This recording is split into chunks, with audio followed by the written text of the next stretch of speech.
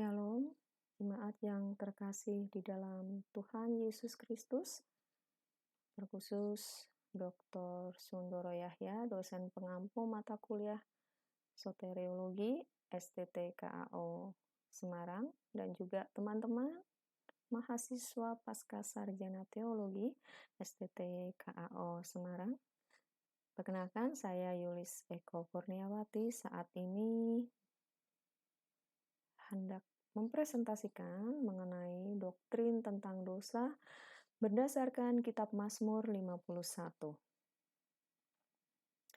Peta konsep pada saat ini ada 3, yakni dasar pemikiran, kemudian tafsiran, dan selanjutnya adalah implementasi. Ada 3 poin yang akan kita bahas pada kesempatan saat ini. Dasar pemikiran. Dosa dari sudut pandang teologi Kristen adalah pelanggaran cinta kasih terhadap Tuhan atau sesama yang dapat mengakibatkan terputusnya hubungan antara manusia dengan Allah. Dalam hal ini, yang perlu digarisbawahi adalah terputusnya hubungan antara manusia dengan Allah. Dan istilah dosa dalam bahasa Ibrani antara lain hatat, yang berarti kehilangan standar sasaran atau tujuan. Pesa berarti pelanggaran hubungan atau pemberontakan. Awon berarti jahat atau melawan. Segagah berarti kesalahan. Dan amal berarti mengacau secara sengaja atau penindasan. Dari pengertian istilah yang dipakai untuk dosa ini, maka dalam konteks Alkitab, dosa mempunyai beberapa aspek, yaitu ketidaktaatan atau pelanggaran hukum, baik pelanggaran hukum dalam hubungannya dengan masyarakat dan pemberontakan kepada Allah.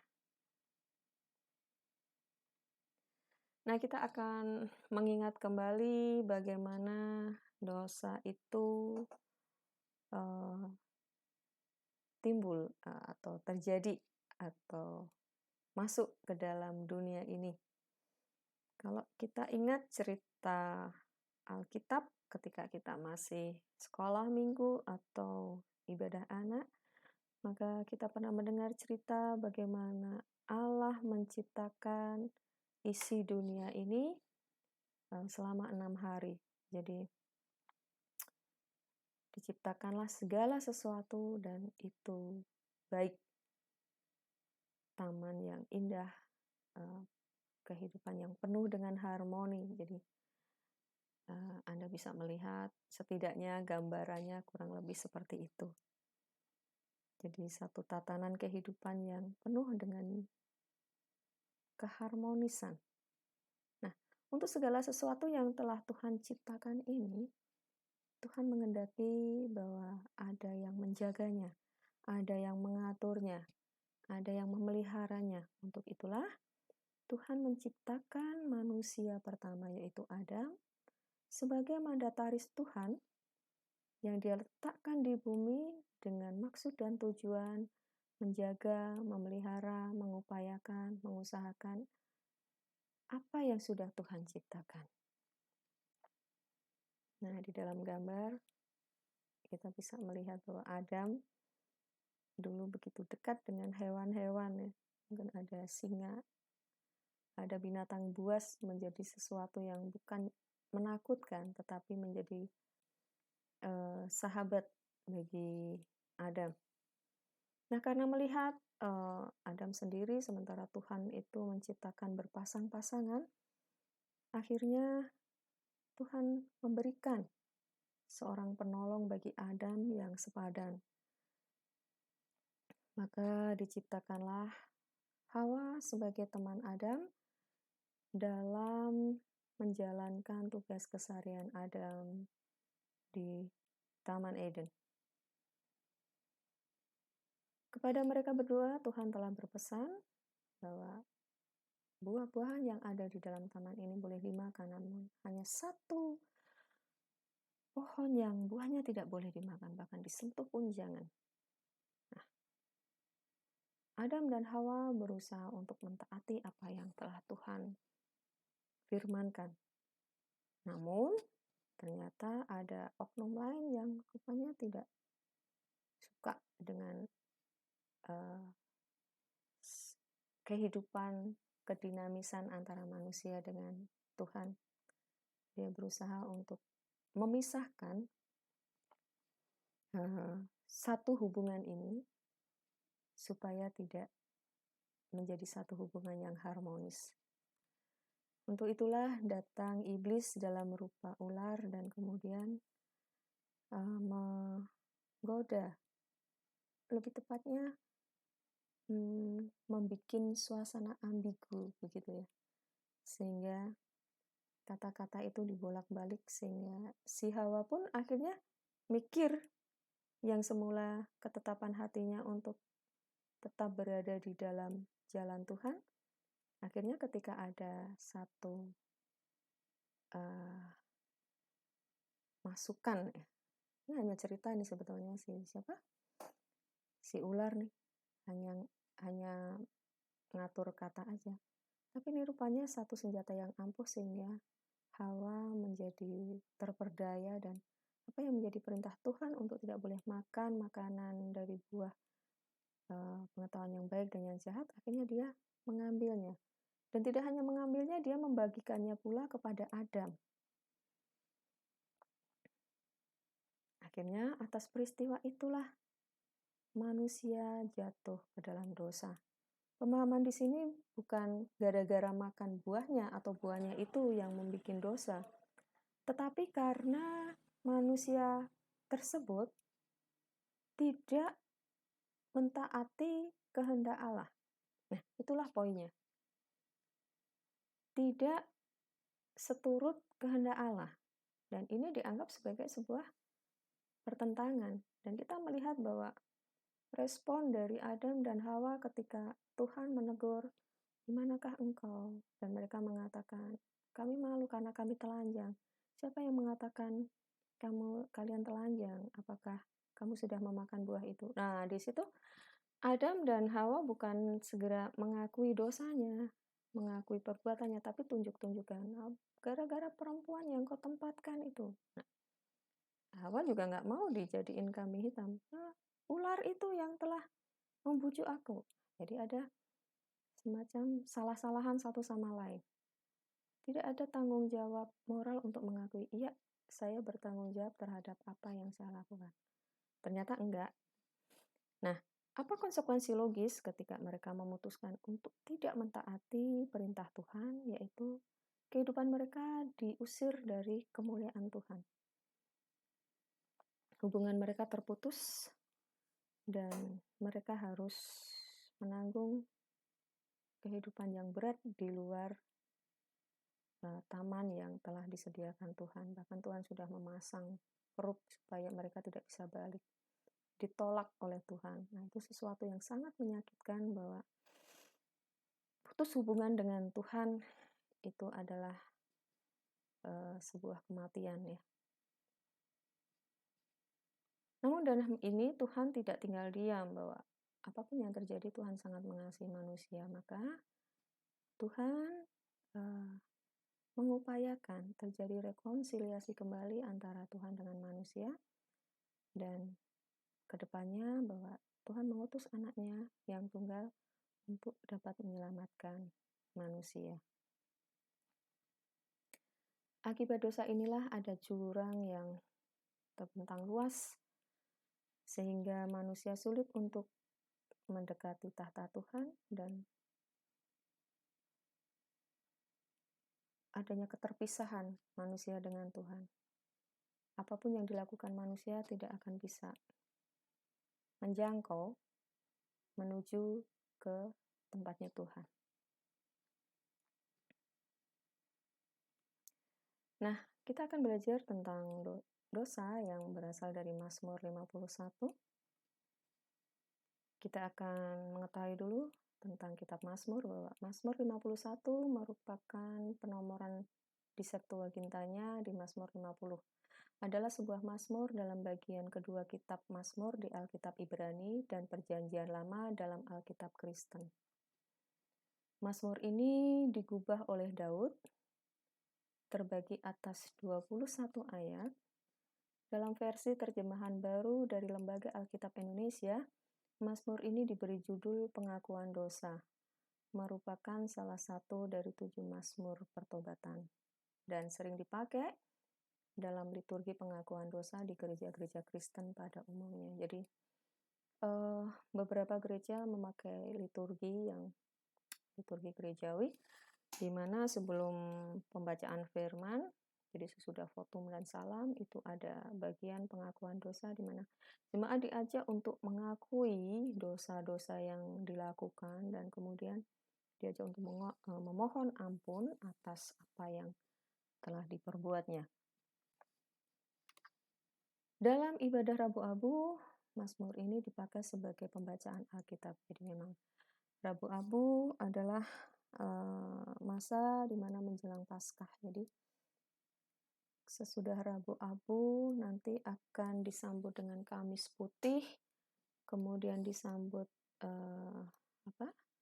Jumat Agung, kemudian disambut lagi Sabtu Sunyi dan Minggu Paskah. Rangkaian ini diawali dengan pertobatan di mana jemaat nanti akan mendapatkan torehan abu di dahinya dalam bentuk salib, dan itu adalah sebagai tanda pertobatan dan pengakuan dosa.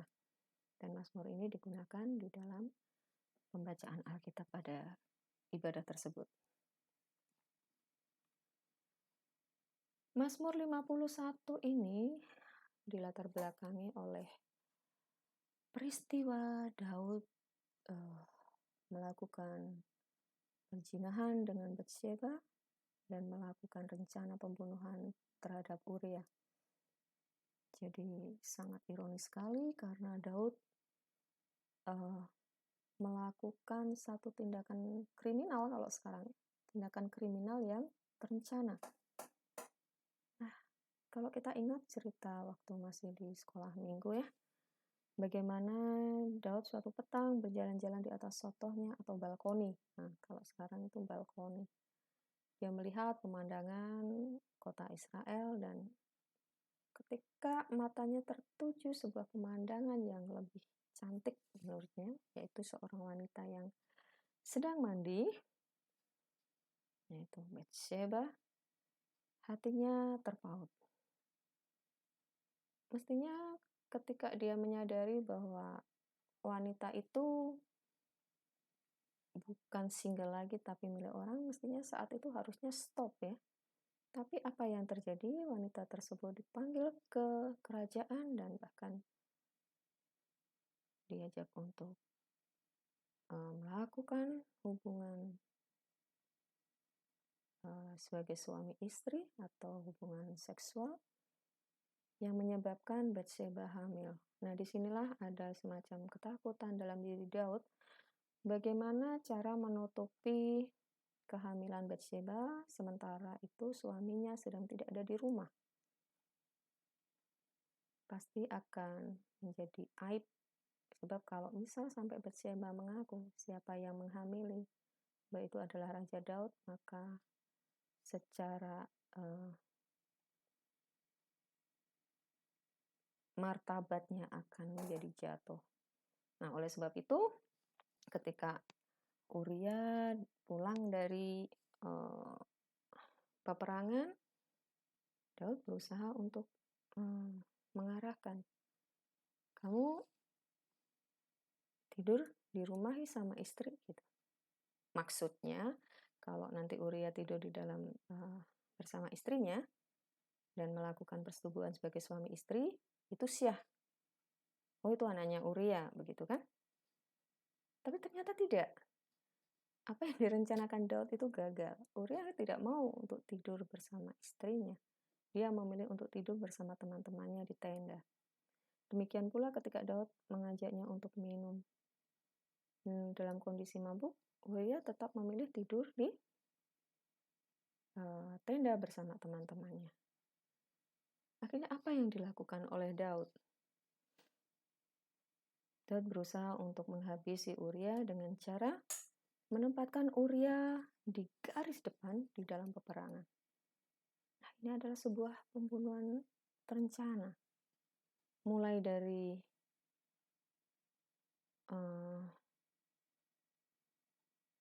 memiliki istrinya atau menginginkan istrinya sampai menghabisi nyawanya. Atas perbuatan ini Tuhan sangat murka dan Tuhan mengutus Nabi Nathan untuk menegur Daud. Dan Daud sangat terpukul atas teguran itu dan disitulah dia mengalami satu titik balik untuk melakukan pertobatan. Jadi Mazmur 51 itu ada keterkaitannya dengan kisah yang ada di 2 Samuel 12 ayat 1 sampai 13. Mazmur 51 ini sebagai ungkapan hati yang dibanjiri oleh perasaan malu, direndahkan dan dipatahkan oleh rasa bersalah, namun ditolong dari keputusasaan melalui iman penyesalan di dalam pengasihan Allah. Maka puisi ini tak terbandingi. Jadi kisah Daud dan Batsyeba itu ada di dalam 2 Samuel. Namun doa penyesalannya ada tertuang di dalam Mazmur 51. Kisah Daud dengan Batsyeba ada di dalam 2 Samuel 11. Jadi kitab Samuel dan kitab Batsyeba, kitab Samuel dan kitab Mazmur 51 ini saling keterkaitan. Yang satu menceritakan sejarahnya, yang satu menceritakan tentang pengampunan dosanya. Dosa dalam konteks Mazmur 51 adalah suatu keyakinan telah menentang Allah. Jadi sebenarnya Daud tahu bahwa ini tidak benar, tapi kok ia tetap dipilih. Nah, tetap memilih kehendak sendiri itu berarti dia sudah menentang terhadap Allah, karena Allah pasti tidak setuju dengan apa yang dilakukan Daud, tapi dia tetap melakukan. Nah, inilah dosa di dalam Mazmur 51 ini berbicara tentang keyakinan telah menentang Allah. Disinilah akhirnya Daud berseru, terhadap engkau sajalah aku telah berdosa. Daud menyadari bahwa apa yang dia lakukan itu suatu tindakan yang sangat kecil yang menyakitkan hati Tuhan. Dalam hal ini Daud telah melakukan suatu tindakan sadar, dikatakan sadar sebab ada perencanaan di dalamnya. Sadar bahwa Batsyeba istri orang lain, tetapi tetap saja dipanggil.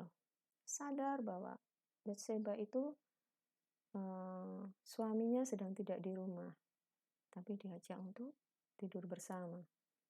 Sadar bahwa hasil hubungan seksual itu akan menimbulkan kehamilan. Dan itu ternyata terjadi. Tapi Daud berusaha untuk menutupinya dengan cara skenario-skenario. Dan di puncaknya itu adalah skenario pembunuhan terhadap diri Uria. Dosa dalam Mazmur 51 bukanlah dosa asal, melainkan dosa perbuatan. Jadi dosa asal tadi kita melihat bahwa dari Adam dan Hawa, setelah dia jatuh dalam dosa, maka anak keturunannya pun juga secara seperti genetik gitu menerima dosa warisan ini. Jadi ini dosa asal yang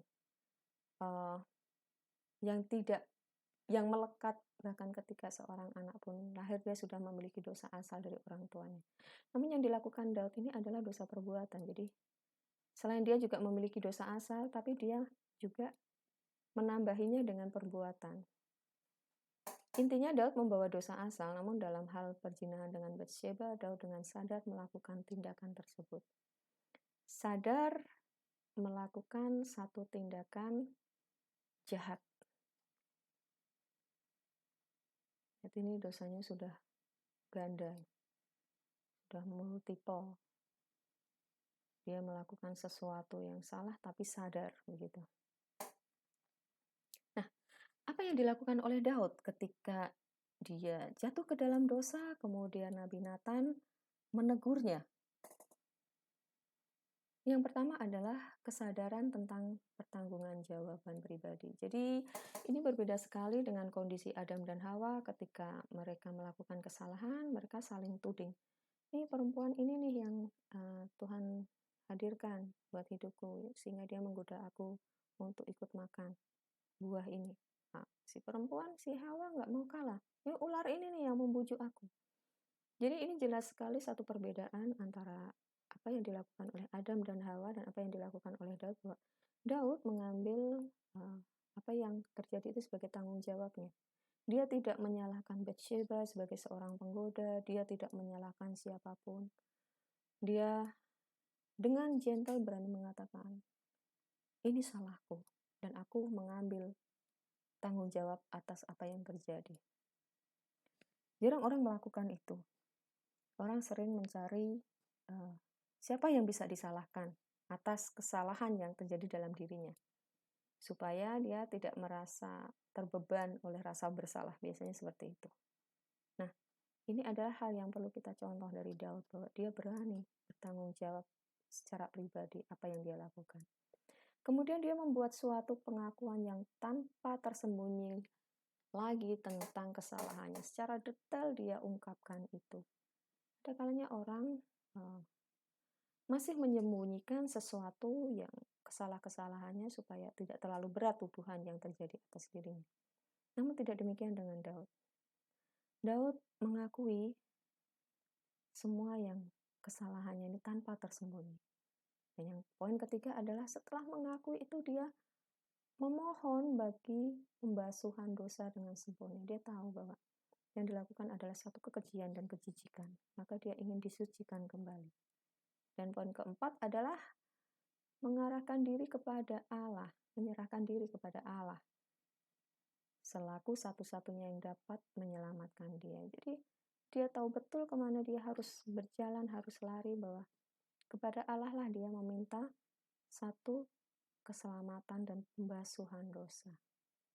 Nah, ketika poin-poin itu sudah dilakukan, mengambil satu kesadaran untuk bertanggung jawab atas kesalahannya, kemudian membuat satu pengakuan dosa secara detail dan tidak tersembunyi, kemudian memohon ampun untuk penyucian, kemudian datang kepada Allah. Nah, ada satu step lagi yang sangat penting di sini adalah rindu akan hidup kudus. Artinya, segala pertobatan dan pengakuan dosa itu disertai dengan satu sikap tindakan bahwa Daud memasuki satu babak baru, yaitu yang dinamakan dengan kehidupan baru, kelahiran baru. Nah, ini poinnya. Orang terkadang mentok bahwa cukuplah mengaku dosa dan bertobat. Tetapi dalam hal ini masih tidak disertai dengan perubahan gaya hidup dan pola kehidupan. Nah, efek dari sikap yang diambil Daud ini adalah dia melakukan satu ibadah sejati, yaitu puji-pujian pribadi yang dapat diterima Allah yang dibalaskan pada pertobatan. Dosa Daud tidak ada korbannya, maksudnya untuk sebuah kejahatan ganda semacam ini, berzina dan membunuh, itu tidak ada korbannya. Maka yang dilakukan adalah mengorbankan dirinya di hadapan Tuhan, mengorbankan hati yang hancur, jiwa yang hancur, sehingga itulah yang dia persembahkan sebagai persembahan yang hidup. Satu sikap konsisten dari sebuah pertobatan. Nah, ini yang harus kita pelajari ya, bahwa ketika kita di dalam keterpurukan pernah melakukan kesalahan dan dosa, poin-poin ini yang harus kita camkan di dalam kehidupan kita. Ini berani bertanggung jawab terhadap apa yang kita lakukan, menyesali secara detail, mohon pembasuhan dan penyucian diri, datang kepada Allah, kemudian punya komitmen untuk hidup kudus dan menyerahkan kehidupannya di hadapan Tuhan sebagai persembahan yang hidup. Nah, sekarang apa nih implementasi dari pengajaran tentang dosa di dalam kehidupan gereja? Tentunya di dalam kehidupan bergereja ada banyak pengajaran yang harus tetap membangun jemaat. Poin yang pertama adalah di dalam pengajarannya gereja harus senantiasa mengingatkan dan menekankan bahwa kehidupan seseorang di dalam dosa memiliki konsekuensi logis hidup tidak selamat. Ini terdapat di dalam Roma 5 ayat 12 sampai 14. Konsekuensi logis. Jadi apapun pilihannya ketika seseorang memilih untuk hidup dalam dosa, dia secara konsekuensi pasti tidak selamat. Nah, ini gereja harus senantiasa mengingatkan, jangan sampai jemaatnya jatuh ke dalam dosa yang berulang. Sebab ada kalanya ada pemikiran begini juga, wah nanti kan Tuhan itu Maha Pengasih dan Penyayang. Pasti kalau aku melakukan dosa lagi kan diampuni lagi. Itu sama aja juga menyepelekan Tuhan. Tuhan tidak mau dipermainkan. Ada firman, jangan mempermainkan Tuhan, jangan mencobai Tuhan. Pasti ada konsekuensi logis di dalamnya. Yang kedua adalah gereja dalam pengajarannya senantiasa mengingatkan bahwa efek lain dari dosa adalah seseorang memiliki kecenderungan untuk berbuat jahat. Ini di dalam Roma 7 ayat 14 sampai 26. Kehidupan bergereja adalah kehidupan yang diupayakan untuk kondusif, sehingga siapapun yang masuk di dalamnya itu dapat berkembang, bertumbuh dengan baik, berakar, dan akhirnya bertumbuh dan berbuah lebat. Itu adalah kehidupan gerejawi. Jadi dengan adanya orang yang jemaat yang masih hidup di dalam dosa, maka ada kecenderungan untuk perbuatan-perbuatan jahat itu akan terjadi. Ini pihak gereja harus, ajaran gereja harus senantiasa mengingatkan bahwa jangan. Kemudian gereja dalam ibadahnya senantiasa mengajak jemaat untuk melakukan pengakuan dosa sebagai sarana pertobatan. Nah, ini dalam tata ibadah gereja Kristen Jawa, mungkin juga gereja-gereja yang sealiran dengan GKJ, ada bagian liturgi yang dinamakan pengakuan dosa. Jadi kita mempunyai urutan liturgi itu panggilan beribadah, khotum dan salam, kemudian pujian, kemudian pengakuan dosa, berita anugerah, dan petunjuk hidup baru. Setelah itu baru mendengarkan firman. Nah, ini dibiasakan di dalam ibadah gereja. Kemudian melalui sarana sakramen baptisan dan perjamuan kudus, gereja melakukan pemeliharaan iman akan pertobatan. Dan kemudian penerimaan kembali jemaat yang melakukan pertobatan, dan di dalam liturgi gereja diwujudkan dalam berita anugerah, serta pelayanan pengakuan dosa dan pertobatan di hadapan pendeta. Ya. Melalui sakramen perjamuan kudus, jadi jemaat senantiasa diingatkan bahwa hanya di dalam darah dan tubuh Kristus keselamatan itu ada. Bahwa janji keselamatan itu ada di dalam Dia. Dan bagi jemaat yang pernah jatuh di dalam dosa dan kemudian dia datang kepada pendeta dan mengaku dosa di sana dan bersama-sama dengan pendeta melakukan rekonsiliasi, jemaat ini dipulihkan untuk dapat hidup bersama-sama dengan jemaat lagi. Nah, Bapak Ibu yang terkasih di dalam Tuhan Yesus, sejauh ini kita sudah berbicara dari dosa, mulai dari dosa asal dari Adam dan Hawa sampai apa yang dilakukan Daud dan apa implementasinya bagi gereja, bagi jemaat. Kiranya materi ini memberi satu kontribusi di dalam kehidupan beriman, dan apapun yang kita lakukan, kita tetap serahkan di dalam doa agar Tuhan sendiri yang melengkapi. Demikian presentasi dari saya. Tuhan Yesus memberkati. Amin.